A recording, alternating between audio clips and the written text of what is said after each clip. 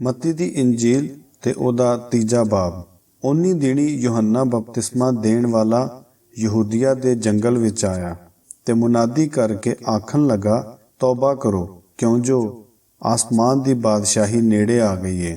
ਕਿਉਂ ਜੋ ਇਹ ਉਹੀ ਏ ਜਿਹਦੀ ਯਸਾਇਆ ਪੈਗੰਬਰ ਗੱਲ ਕੀਤੀ ਸੀ, ਭਈ ਜੰਗਲ ਵਿੱਚ ਇੱਕ ਹੋਕਾ ਦੇਣ ਵਾਲੇ ਦੀ ਆਵਾਜ਼ ਆਉਂਦੀ ਏ, ਭਈ ਖੁਦਾਵੰਦ ਦਾ ਰਾਹ ਤਿਆਰ ਕਰੋ, ਉਹਦੇ ਰਾਹਾਂ ਨੂੰ ਸਿੱਧਿਆਂ ਬਣਾਓ। ਤੇ ਯੂਹੰਨਾ ਦੇ ਆਪਣੇ ਕੱਪੜੇ ਊਠ ਦੀ ਜੱਤ ਦੇ ਸਨ ਤੇ ਚੰਮ ਦੀ ਪੇਟੀ ਉਹਦੇ ਲੱਕ ਦੁਆਲੇ ਸੀ ਤੇ ਉਹਦੀ ਖੁਰਾਕ ਮੱਕੜੀ ਤੇ ਜੰਗਲ ਦਾ ਸ਼ਹਿਦ ਸੀ। ਤਦ ਯਰੂਸ਼ਲਮ ਤੇ ਸਾਰਾ ਯਹੂਦੀਆ ਤੇ ਯਰਦਨ ਦੇ ਸਾਰੇ ਇਲਾਕੇ ਦੇ ਲੋਕ ਉਹਦੇ ਕੋਲ ਟੁਰ ਆਏ ਤੇ ਆਪਣੇ ਗੁਨਾਹਾਂ ਦਾ ਇਕਰਾਰ ਕਰਕੇ ਯਰਦਨ ਨਦੀ ਵਿੱਚ ਉਹਦੇ ਹੱਥੋਂ ਬਪਤਿਸਮਾ ਲਿਆ।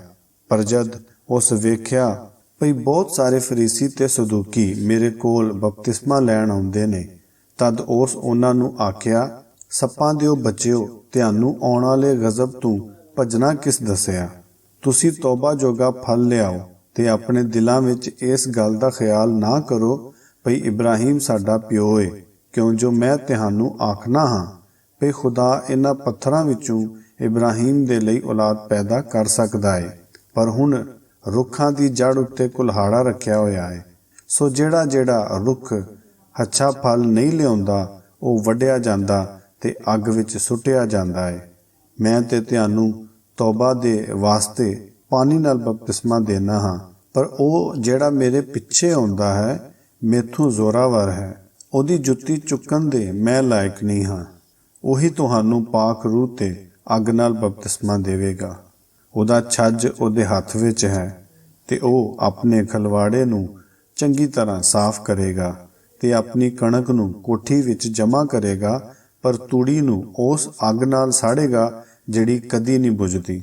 ਤਦ ਯਿਸੂ ਗਲੀਲ ਤੋਂ ਯਰਦਨ ਦੇ ਕੰਢੇ ਯੂਹੰਨਾ ਕੋਲ ਆਇਆ ਭਈ ਉਹਦੇ ਹੱਥੋਂ ਬਪਤਿਸਮਾ ਲੈ।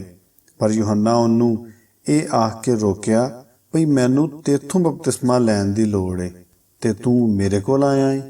ਤੇ ਯਿਸੂ ਉਹਨੂੰ ਜਵਾਬ ਦਿੱਤਾ, ਹਾਲੀ ਤੂੰ ਹੋਣ ਦੇ, ਕਿਉਂ ਜੋ ਸਾਨੂੰ ਚਾਹੀਦਾ ਏ ਭਈ ਐਸੇ ਤਰ੍ਹਾਂ ਸਾਰੀ ਰਾਸਤਬਾਜ਼ੀ ਨੂੰ ਪੂਰਾ ਕਰੀਏ। ਤਾਂ ਦੋਸ ਹੋਣ ਦਿੱਤਾ ਤੇ ਯਿਸੂ ਬਪਤਿਸਮਾ ਲੈ ਕੇ ਝਟ ਪਾਣੀਓਂ ਬਾਹਰ ਨਿਕਲ ਆਇਆ ਤੇ ਵੇਖੋ ਆਸਮਾਨ ਉਹਦੇ ਲਈ ਖੁੱਲ ਗਿਆ ਤੇ ਉਸ ਖੁਦਾ ਦੇ ਰੂਹ ਨੂੰ ਕਬੂਤਰ ਵਾਂਗੂ ਉਤਰਦਿਆਂ ਤੇ ਆਪਣੇ ਉੱਤੇ ਆਉਂਦਿਆਂ ਡਿੱਠਾ। ਤੇ ਵੇਖੋ ਆਸਮਾਨਾਂ ਤੋਂ ਇੱਕ ਆਵਾਜ਼ ਆਈ ਭਈ ਇਹ ਮੇਰਾ ਪਿਆਰਾ ਬੇਟਾ ਹੈ, ਜਿਸ ਤੋਂ ਮੈਂ ਬੜਾ ਖੁਸ਼ ਹਾਂ।